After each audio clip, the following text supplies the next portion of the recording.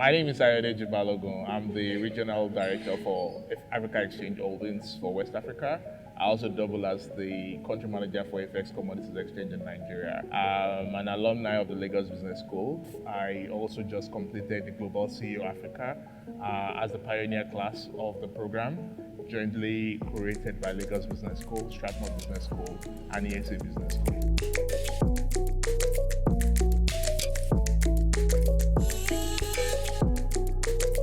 So we are a licensed commodities exchange in Nigeria, and we also have the same business registered in East Rwanda for the East African company. So a commodities exchange ensures that there's fairness and transparency, but also quality assurances and trust issues around trades are sorted out. It also then creates an opportunity where both institutional and retail investors can invest against agricultural-backed assets. And that uniquely positions AFEX as a registered commodities exchange, very different from a lot of the players that you see that are creating crowdfunding platforms for investment. We can do larger transactions. We can receive money from institutional investors. We also can capture the retail market, which we are very, very particular about.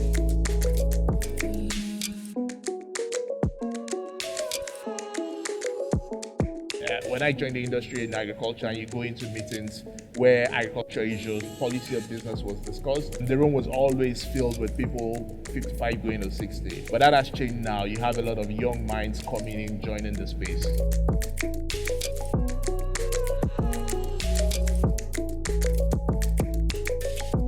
One of my most fundamental quotes around the Africa Continental Free Trade Agreement is one from Donald Kaberuka, the former president of the Africa Development Bank. And it said that the earlier generation gave us independence. At the time when they were fighting for independence, it wasn't about whether they were prepared or not. The fundamental was it was the right thing to do. We owe it to the next generation to ensure that Africa can operate as one economy. Now, the question is, how prepared are we? How do we ensure that businesses have enough of competitiveness to be able to compete in a global market, and how we can ensure that we have freedom of movement of people, capital, and products across our states. So that's where Africa and Africans need to come together and figure out what's the way forward. How do we prepare and ensure that our businesses are competitive enough to take advantage of this economic bloc?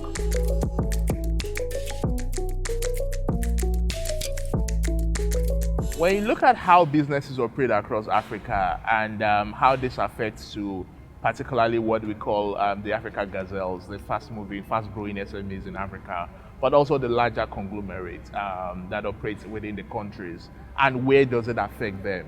I think fundamentally it goes back to what Professor Doyin Salami said in one of our classes during the Global CEO for Africa business, that Africa needs to define its informed selfish interest. How are we going to be positioned? It could be free movement of people and talents to the rest of the world. It could be commodities, which we are far more endowed. Africa has 60% of the available arable land in the world, and I think that positions Africa fundamentally as the continent to feed the world as we move from a world of 7 billion people to 9 billion people.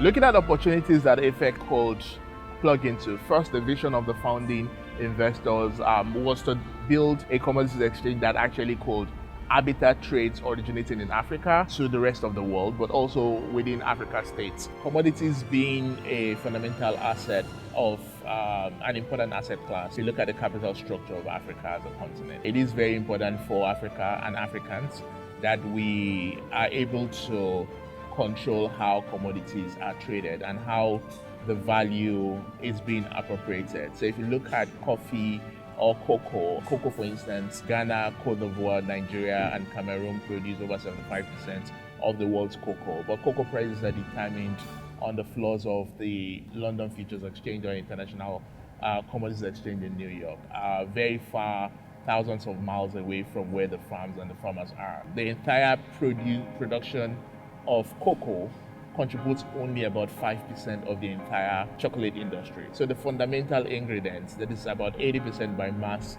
of chocolate, only gets 5% of the value attributed to the farmer. Imagine if you're an artist and you've created a beautiful sculpture that has taken you 9 months to a year to create, and then this sculpture, a picture is taken and not just traded online, but it's actually mingled with a pack of 1,000 other pictures. And then they're not buying just the picture, they're buying the sculpture as part of the entire parcel of 1,000 pictures.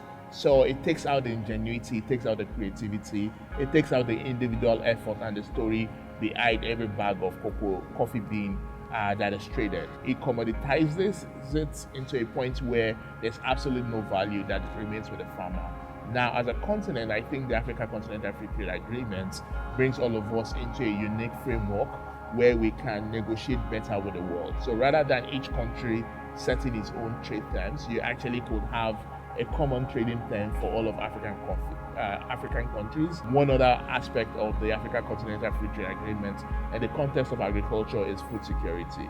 So as a unit of economy, the entire region, if products and food could move freely within the member states of West Africa is a food secure region. You have Ghana, Nigeria, Cote d'Ivoire, countries with excess supply, and then on the other hand you have Chad, Niger, and Mali with low deficits for major food crops. Now, if you could move food freely across this continent, and then you could move maize tubers from Nigeria to Niger freely, and then move other crops on the other side, you would have a situation where we can actually feed ourselves across the year, as against what we have now, where you have gluts in certain countries and prices are tanking, but on the other side, 200 kilometers away, you have huge shortages and prices are reaching record high, and then you have to import food from Europe to manage that crisis. With free flow of products and people across the continent, we actually will be able to feed ourselves a lot better. And that's fundamental in the vision of AFEX Commodities Exchange.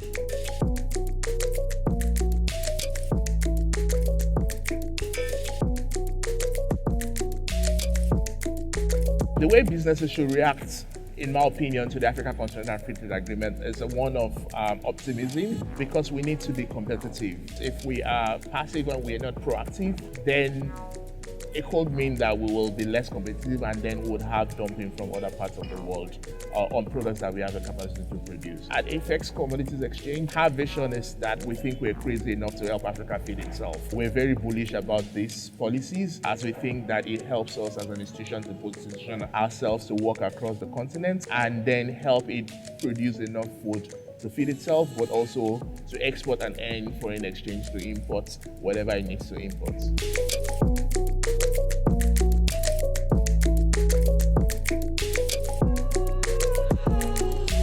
So if you look at how the Africa Continental Free Trade Agreement will affect people and businesses, first, from a people perspective, Africa is a exporter of talents to the rest of the world. We have Africans across several continents doing incredible things around innovation, manpower, and economic development. I think it's high time that we started looking inwards as well and say, how can we have free talents movement in Africa to be able to build capacity and then create value, as against what we have now, where you have a lot of foreign players dominating some particular sectors of the economy. There was a report by around impact investments in East Africa, and it said that 95% of impact capital were going to foreign-owned, foreign-founded entities in East Africa. That is alarming. I think the free movement of talent is extremely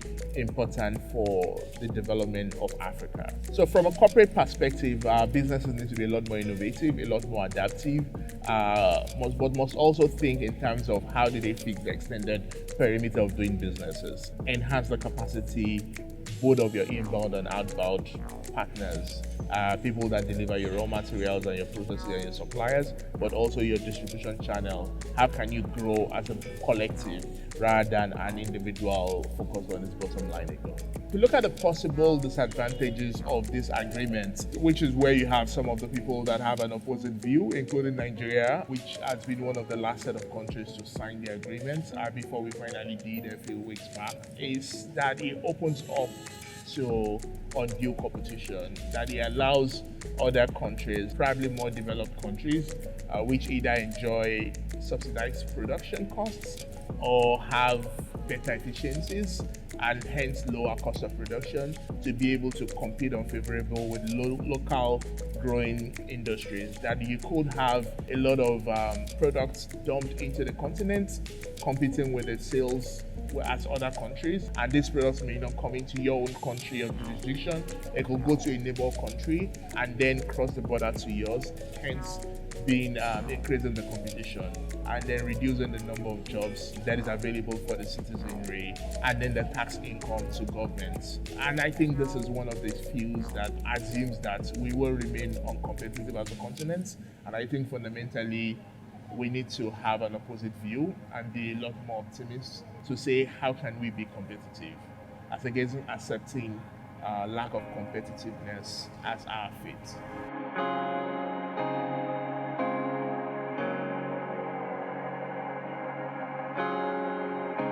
I think fundamentally there are three things that I think we must look at as we look at the issue of domestication of the Africa Continental Free Trade Agreement. First, we have to look at the angle of what's the volume of this transaction. So currently Africa exports only about 18% of its total exports within other African countries. If you compare this with other European or Asian countries, the number stands around 60%. This is a lot less opportunity for us to grow our continent and share both knowledge and resource, and then take advantage of proximity. Second thing we have to look at on this is what are the opportunities? Africa, one of the mentioned problems around trade within Africa is that we have similarity of products. We are all commodity endowed. Most West African countries produce coffee and cocoa.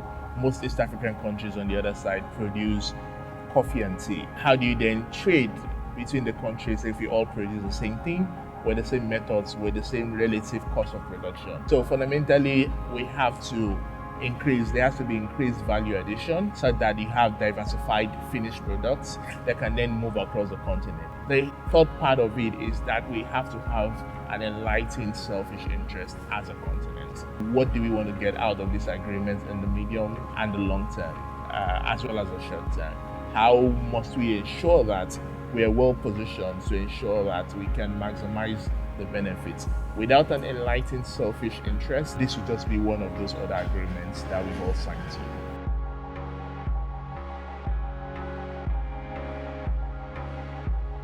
To get Africa ready for the Africa Continental Free Trade Agreement and to maximize the benefit of that the continent can derive from this policy, the larger part of the work rests with government. About 40 to 45% of the costs imposed on SMEs in Africa are attributable to poor competitive economies where they operate in. Issues around energy, issues around cost of logistics, double taxation.